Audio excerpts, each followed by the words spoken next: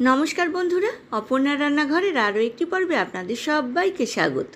কেমন আছেন বন্ধুরা? আশা করি ভালো আছেন। আজ চলে এসেছি দই চানা চাটের রেসিপি নিয়ে। এই চটপটার দই চানা চাট আমি কিভাবে বাড়িতে বানালাম চলুন দেখে নিই। তার জন্য আমি মেজারমেন্ট কাপের 1 কাপ কাবলি চানা সারা রাত ভিজিয়ে রেখেছিলাম।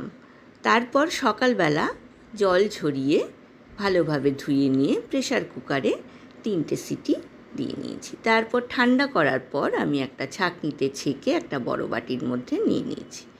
এইবার একটা মিডিয়াম সাইজের শসা আমি খোসা ছাড়িয়ে ছোট টুকরো করে কেটে নিচ্ছি।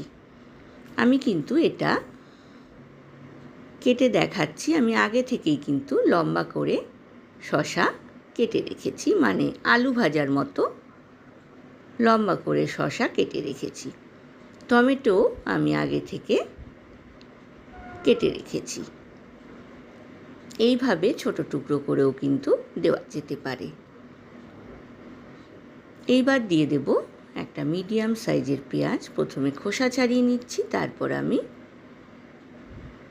কুচো করে কেটে নেব। বন্ধুরা যারা প্রথম থেকে আমার সঙ্গে আছেন তাদেরকে অনেক ধন্যবাদ। আর যেসব বন্ধুরা প্রথম আমার চ্যানেলে ভিজিট করছেন তাদেরকে আমার চ্যানেলে স্বাগত জানাই।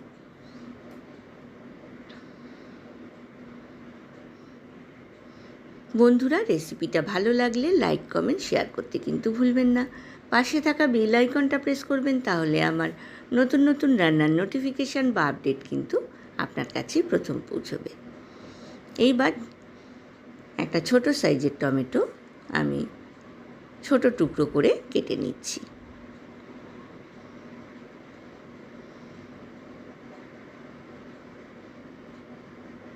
এইবার কেটে নেব 2টো কাঁচা লঙ্কা ঝালের জন্য।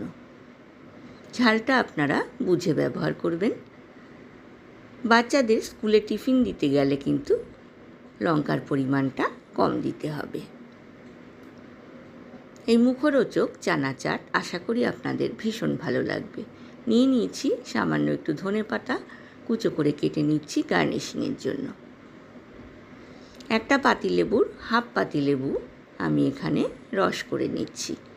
পাতিলেবুর রসও কিন্তু এখানে দিতে হবে।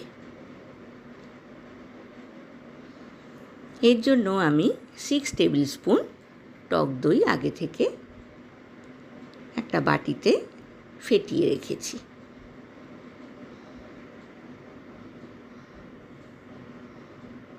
এইবার দেখুন এগুলো সব আমি রেডি করে নিলাম। কাবলি চানাটাও রেডি করে নিয়েছি, টক দইটাও আমি ফেটিয়ে নিয়েছি। এইবার আমি মূল পর্বে চলে আসছি, কিভাবে আমি দই চানা চাট বানাচ্ছি। একটা বড় বাটি নিয়ে নিয়েছি, তার মধ্যে আমি জল ঝরানো কাবলি চানা দিয়ে দিলাম। 2টো ছোট সাইজের আলু আমি 90% সেদ্ধ করে জল ঝরিয়ে এখানে দিয়ে দিলাম। দিয়ে দিচ্ছি একটা মিডিয়াম সাইজের কুচনো পেঁয়াজ, একটা বড় সাইজের কুচনো টমেটো, আর একটা বড় সাইজের লম্বা করে কেটে নেওয়া শসা। দিয়ে দিলাম কুচনো করে কেটে নেওয়া কাঁচা লঙ্কা আর লেবুর রস। সামান্য একটু নুন দিয়ে আমি সব কিছু মেখে নিচ্ছি। এইবার এর মধ্যে দিয়ে দেব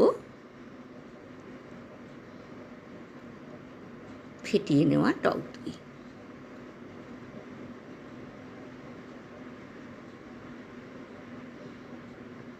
দিয়ে দিলাম 1.5 টেবিল স্পুন জিরে ভাজার গুঁড়ো।